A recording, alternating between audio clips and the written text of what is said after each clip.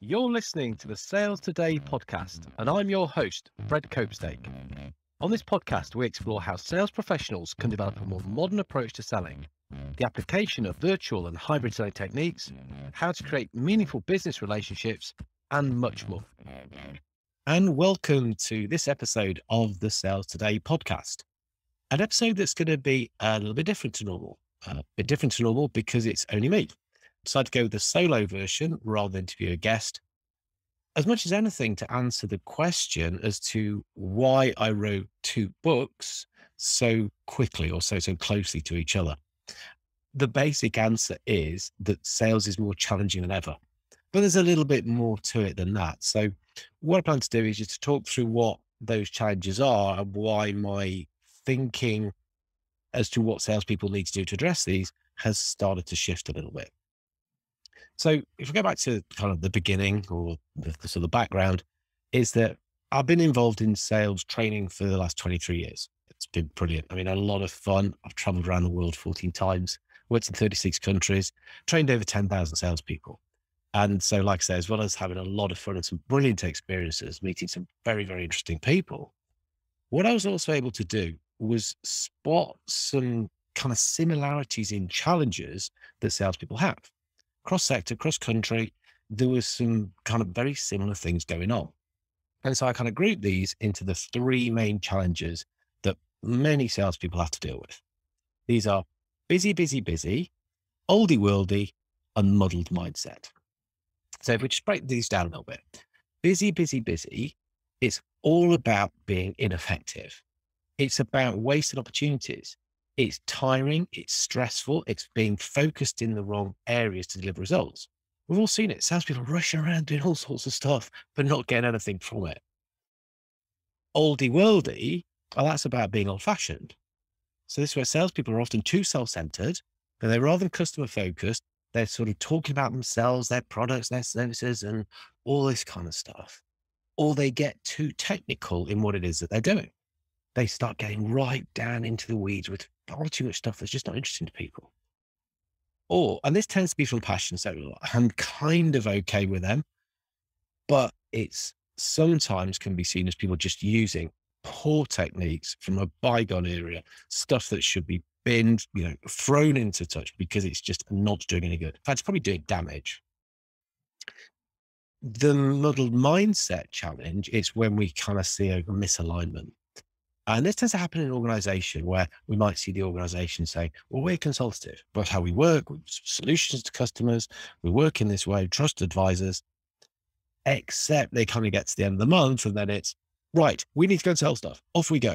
And they turn salespeople from consultative to transactional almost overnight, the last 2 days of the month, worse than the quarter. So that, again, leads to a lot of confusion, a lot of frustration. It adds into a lot of wasted effort. So these three challenges really are kind of bundled together. Thing is, we can deal with them all. We can certainly deal with them all. We counter busy by being more effective. And this is about preparing, planning, and using process. So it's preparing to make the most of opportunities. Think about what they look like, what information we need, and how we can take stuff into that opportunity to add value. Planning is all about having good self-management and being able to balance work. And that has a big effect on reducing stress. And what we can use the process for is by making sure we're doing the right things time and time again and focusing on the right activity. Now we counter the oldie worldy issue by essentially getting up to date.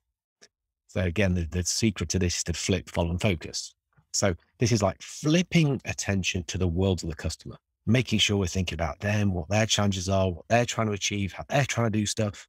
That's what we need to do to counter oldie world, as well as following an approach that identifies those issues rather than forces a solution. So too often we see a sales process which is about push what we can do, tell the customer about how excellent we are, get the product in front of them as fast as possible, rather than thinking about. And then the focus is about just doing stuff that actually works rather than messing about with old school tricks. Because I think they annoy, they frustrate, they have, I think, more damaging than anything else. Model mindset is all about creating better alignment. And so that's about getting clarity in the organization of what we do and how we do it.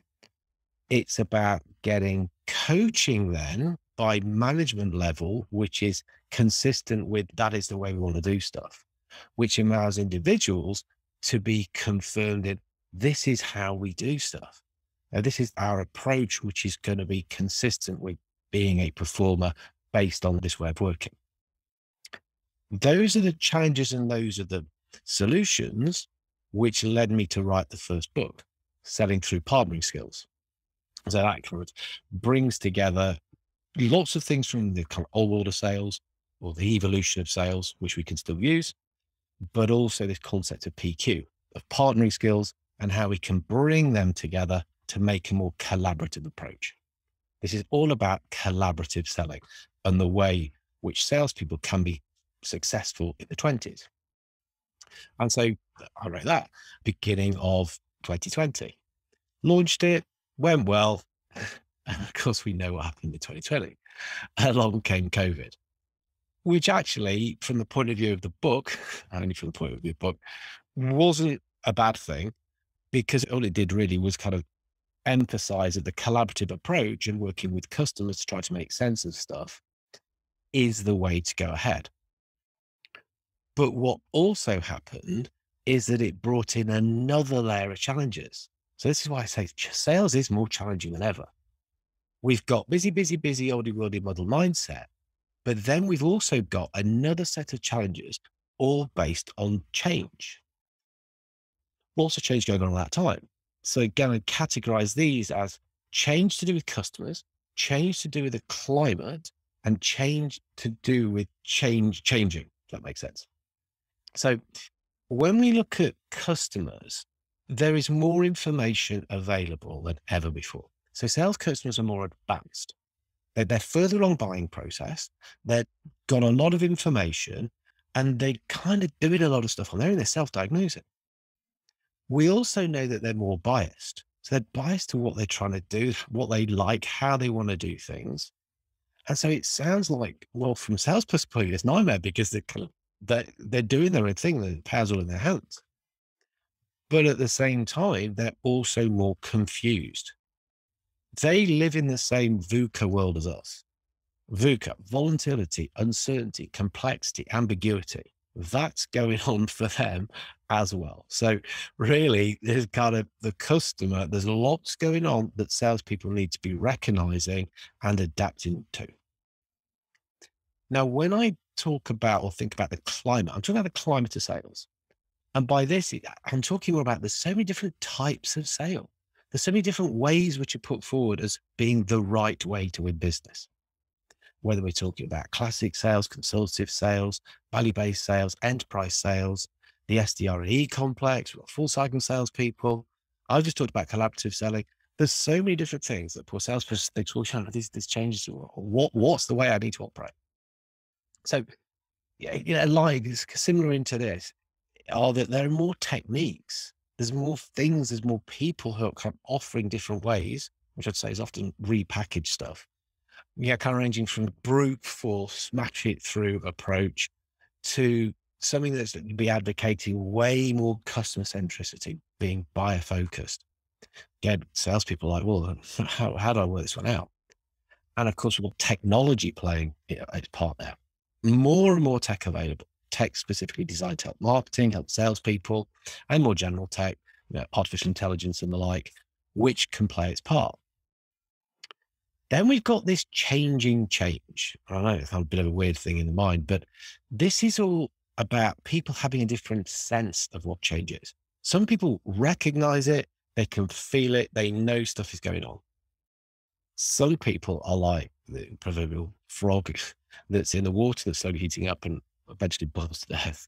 They just don't get it. They don't see that things are that different. Also, this means that people kind of have a different stance to change. So once recognized, some people are like, yes, brilliant, love change. Yep. I'm an innovator. I want change because it's fun. It's exciting. Other end of the spectrum, a resistor. No, can't change. Don't want to change. Don't like change. Stuck in the mud. Not good. And in the middle are people who will tend to adapt. And that's fine. That's the majority of folk.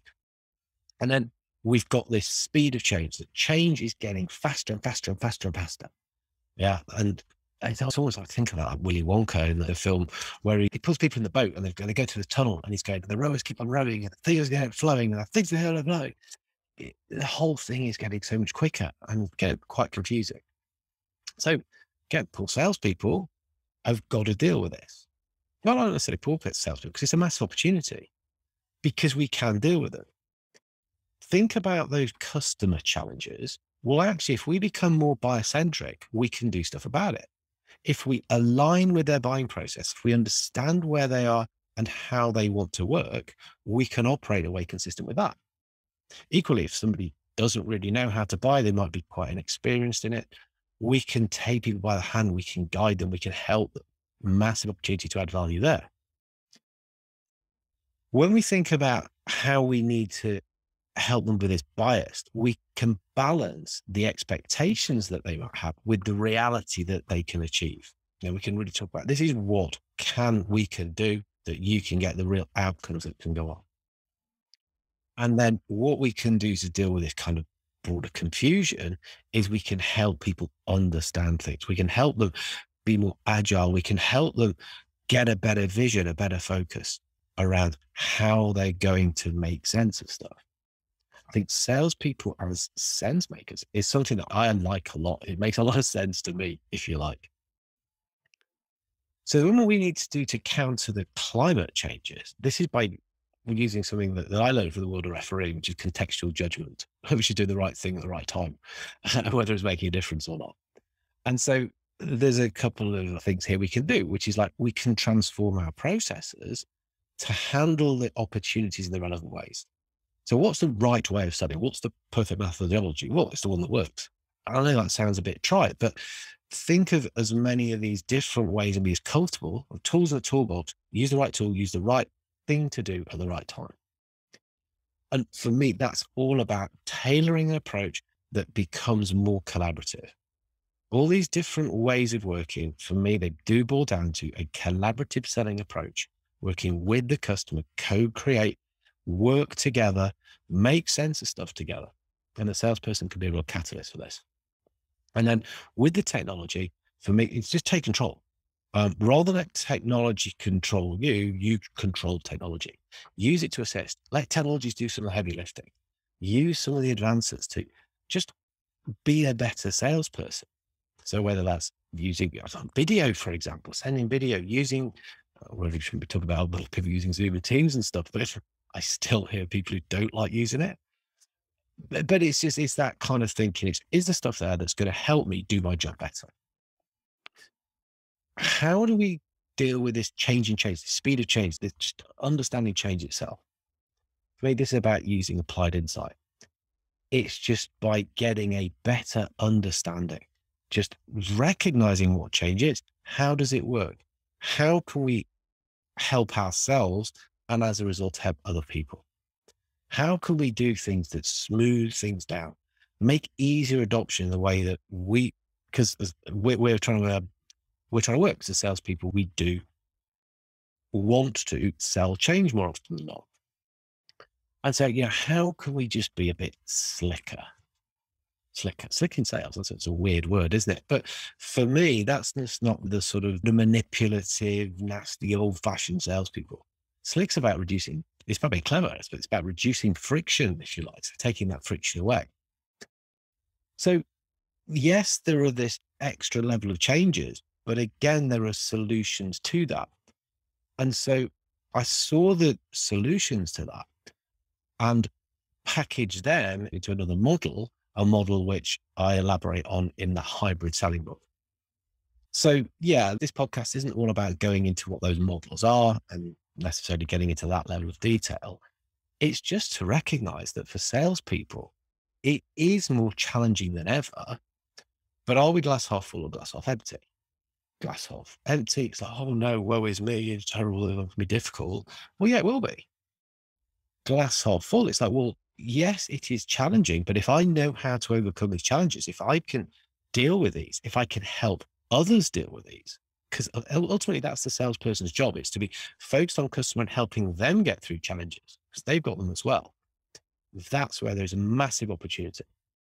And I think it's a tipping point. If salespeople don't react to this and don't start to take on board some of these techniques and this thinking, they could potentially be rendering themselves irrelevant because they're bringing nothing to the party. Why would a customer want to work with it? Why?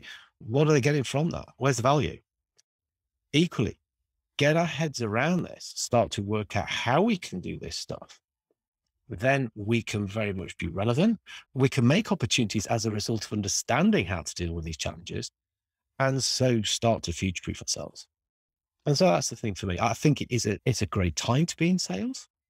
I think that's the beginning of hybrid selling. So what a time to be in sales, somebody said to me, and I'm like, yeah, it is, isn't it? Great. But they didn't mean it like that.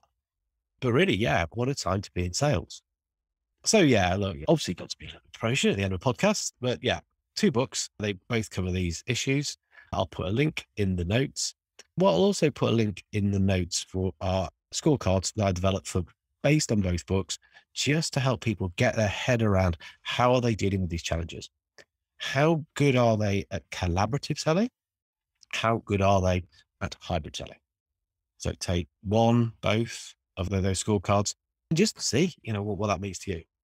Obviously, I'm available to talk about this sort of stuff. I love talking about it. It's just all I do. So if we are connected on LinkedIn, pop me a note, say you've heard this one. If we're not connected on LinkedIn, again, link in the notes. Please do. Please say you've heard it. Maybe you disagree. Again, let's talk about this stuff. Thank you for listening to the Sales Today podcast with me, Fred Copestake. If you enjoyed this episode, please subscribe for more and leave a review. If you didn't like it, also leave a review. It's all about feedback and learning.